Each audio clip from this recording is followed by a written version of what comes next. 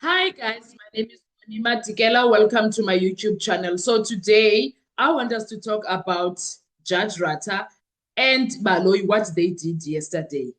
That was very serious, guys. In fact, everything that has been showing biasness of the judge, showing the crooked ways of Advocate Baloyi, showing him trying to win the case at all costs without caring how to follow proper protocol.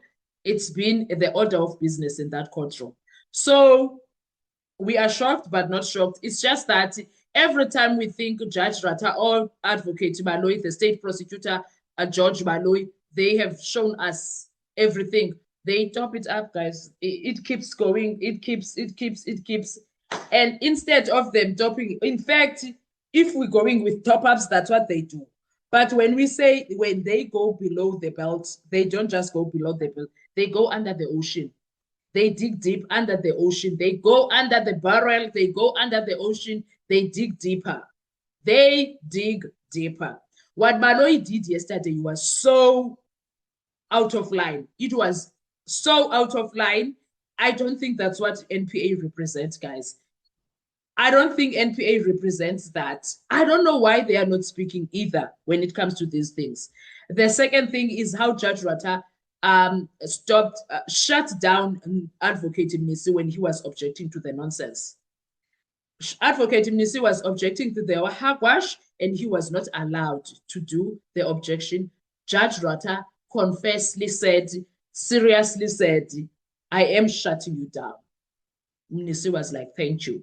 So what could happen when it comes to this case? Because what I see, you tell me if I'm wrong. Judge Rata has been behaving like this for a very long time, Why do I say that? Judge Rata started screaming at people with Mshololo. He was doing all the, I'm not part of this nonsense, Mshololo, blah, blah, blah. And it was uncalled for because it was coming out of nowhere. And for some time, he was on Mshololo's case. When Mshololo tries to do, and at some point, Mshololo lost it, and they would fight, do a back and forth. Mshololo lost it until Mshololo learned to deal with that judge cautiously. Until Mshololo learned to deal with that judge cautiously. That's what helped her. She had to learn how to deal with Judge Rata. She had to really learn how to deal with him. Fine. And then it was Mngomezulu. Mngomezulu was his next target. At some point, Mngomezulu was so angry because Judge Rata entered the arena. Judge Rata was seen colluding with the state. Judge Rata got angry when that was said and said, I will sue you, Mngomezulu. I don't even know where that ended, but from that time, he became angry at Mngomezulu. He never forgave until Mngomezulu died. He never forgave Mngomezulu until he died. He was so angry for being called a colluder with the state. He was angry. And then from that, like there's so many things that we can say. The next person that took, he once did something to, the one that I remember was Umumalo. He said Umumalo must go back to school, insinuating that he's dumb and and the way he's doing things, he's like an uneducated person. He needs to go back and study again. Umumalo was not impressed with him. That the way he speaks with them also is uncalled for. And then he tried to do those things with Uram Sipile. Uram Sipile is a very respectful person, even Umumalo is. Umumalo is Zitulele, that's his name. So he is always Zitulele Njayena. That's what he does. And then did that with Uram Sipile. I don't remember much, but I do know at some point he did say some things to Ram Sipile until Ram Sipile put him in his place and he let go of that because he knew Ram Sipile was quite a respectful man and they are both Tswanas. I think Ram Sipile was like, we are not going to do that. He backed off from Ram Sipile because Ram Sipile told him in his face, you are sometimes not patient with us. And Ram Sipile started spitting fire, in fact, and pushing back.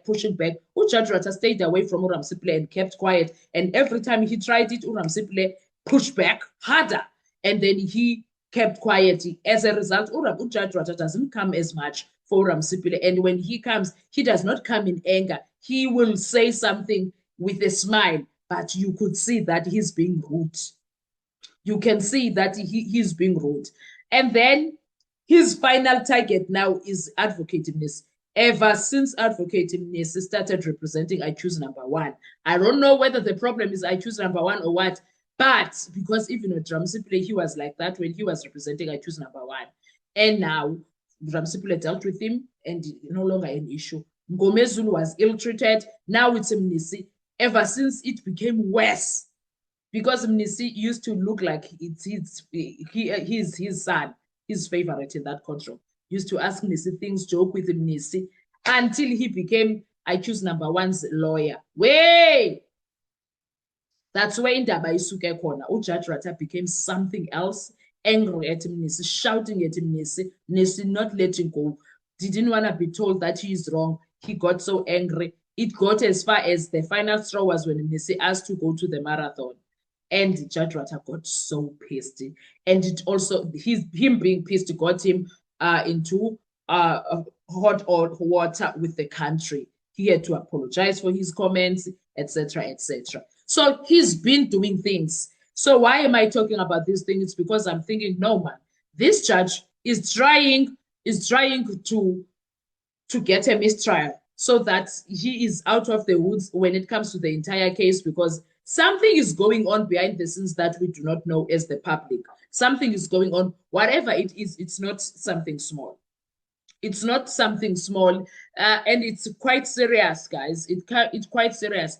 I am thinking, me as Unoni Madikela Wakwanzime, actually, Judge Ratha wants a mistrial. The behavior, all of it, it shows that he wants a mistrial.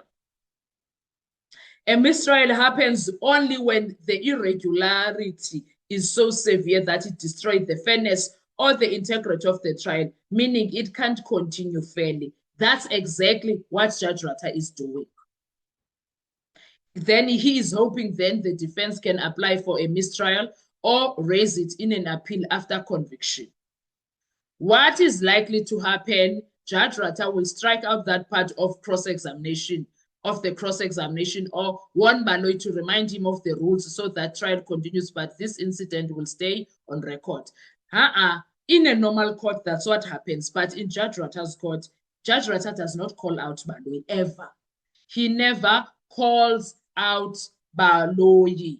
And if the defense appeals later, this could be powerful grounds to challenge any conviction that comes out of Judge Ratha, because he mistreated the defense and the accused. When does a trial become a mistrial? What is a mistrial first? A mistrial means the current trial is invalid. It cannot continue, or its results cannot stand because something has happened that destroyed the fairness, legality, or integrity of the process. When a mistrial is declared, the case may start over with a new judge or collapse completely if the errors can't be fixed. If they can't be fixed, which is the case here. Number two, common reasons a trial becomes a mistrial, a procedural misconduct. We've seen it, guys. If a prosecutor or a prosecutor or a defense lawyer or even the judge acts in a way that violates the rules of a fair trial, for example, using inadmissible evidence like confessions that was never ruled admissible, okay? Questions a witness unfairly or misleadingly, or interfering with witnesses, then the defense can apply for mistrial. For example, Baloyi trying to use accused two's confession against accused number one through the back door could be prosecutorial misconduct, especially if the judge allows it. Do you see? Because in this case, I've never opened an account in 2007 at Capitec, but Judge Ratha allowed that. The second thing, prejudice that can't be undone. Sometimes something happens in court that taints the proceedings beyond repair. For example, the judge hears something they shouldn't have heard and it can't be unheard. A key witness gives improper statement that biases the case. The accused's rights are violated, for example, through coercion, illegal searches, or unfair questioning. If the damage is too deep to fix with a simple warning or order, the court can declare a mistrial. C, judicial bias or misconduct. If a judge consistently sides with one party, refuses to rule on important objections, interrupts or intimidates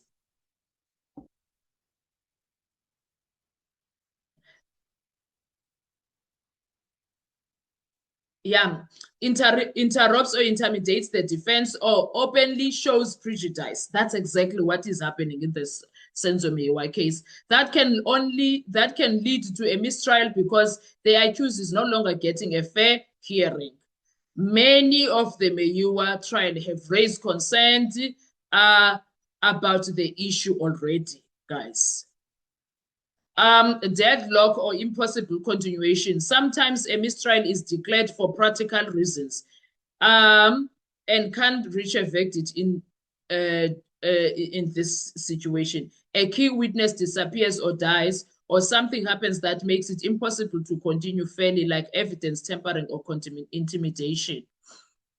Who can call a mistrial? The judge can declare it on their own, or the defense or prosecution can apply for mistrial, explaining why fairness has been destroyed.